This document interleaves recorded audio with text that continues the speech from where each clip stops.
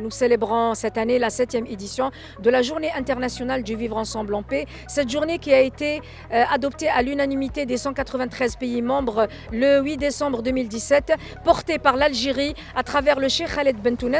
Cette journée est porteuse de très grandes valeurs. Cette année, l'éducation est au cœur de la paix. Cette année, à Genève, il y a une résolution qui doit être adoptée pour inciter tous les pouvoir pour inculquer l'éducation à la paix à nos enfants dans les écoles, dans les collèges, dans les lycées. Et je trouve ça fabuleux si on arrive vraiment à faire une matière principale, l'éducation à la paix dans nos écoles et à nos enfants. Le Cheikh Khaled Bentounes, c'est le guide spirituel de la Tariqa Soufia Alawiya, c'est le président d'honneur de Aïssa ONG International, c'est l'initiateur de la journée internationale. Je suis Mouloud Medjaldi, je suis conseiller délégué chargé des sports et de la propreté urbaine sur la ville de Montfermeil. Quand je dis Montfermeil, donc ça a un rapport directement avec le vivre ensemble. Montfermeil est une ville qui est dans le département 93. Le 93, je dirais que c'est là où il y a vraiment le vivre ensemble. Parce que c'est le cosmopolite dans le 93. Il y a toutes les nationalités. Il n'y a pas une ville dans le 93 où il n'y a pas plus de 200 nationalités. Donc il y a vraiment le vivre ensemble, il existe. Et les menacer, oui. Bien sûr.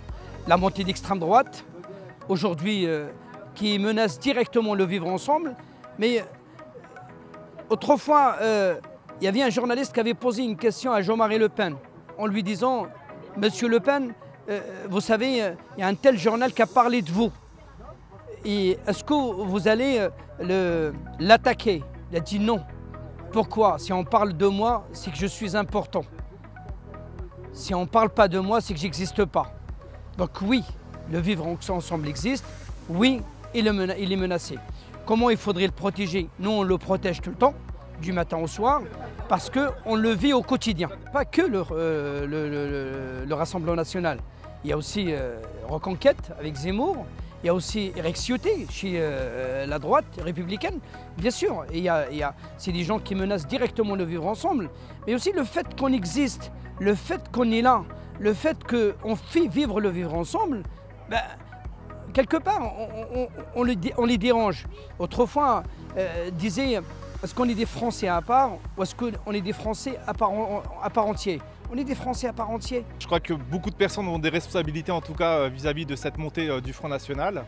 La politique actuelle, en tout cas, de M. Macron, qui est en tout cas instaure en tout cas cette ambiguïté avec complètement cette libéralisation de la parole raciste qu'on a aujourd'hui, où on est complètement stigmatisé.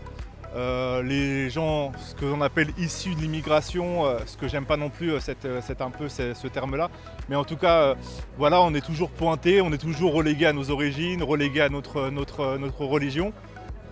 Et aujourd'hui, on est dans un climat qui est complètement compliqué pour tout le monde en tout cas.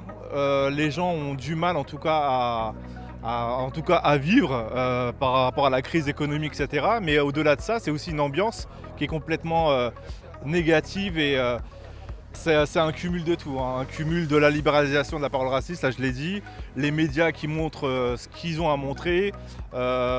On pense qu'on est, ça laisse un état délétère en fait, vraiment où les gens sont complètement, ne croient plus du tout aux médias d'ailleurs, BFM, CNews, C8, etc. avec des émissions où on est désinformé. On essaye d'orienter en tout cas, une orientation en tout cas d'une information à la pensée unique entre guillemets. Et donc voilà, on en est là aujourd'hui et le résultat c'est ça, c'est la montée du Front National, du Front National, du RN maintenant, du Rassemblement National et on peut être que désolé de ça en tout cas. Et c'est quelque chose en tout cas qui pèse pour tout le monde en tout cas. Moi en tant qu'élu en tout cas de la République, j'ai pas, en tout cas dans ma ville, on n'en a pas et encore heureux, mais le climat en tout cas national est très compliqué.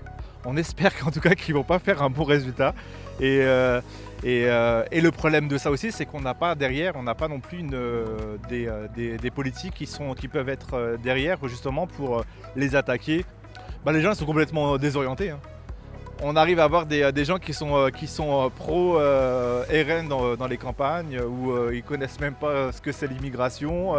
Et c'est là où on en arrive vraiment avec tout ce qui est dit dans les médias, puisqu'ils n'ont que ça en fait. Ils n'ont que cette espèce d'information, etc. Et on le voit quand on voit des personnes qui vont justement dans les campagnes, etc. Et qui voient des gens issus entre guillemets de l'immigration.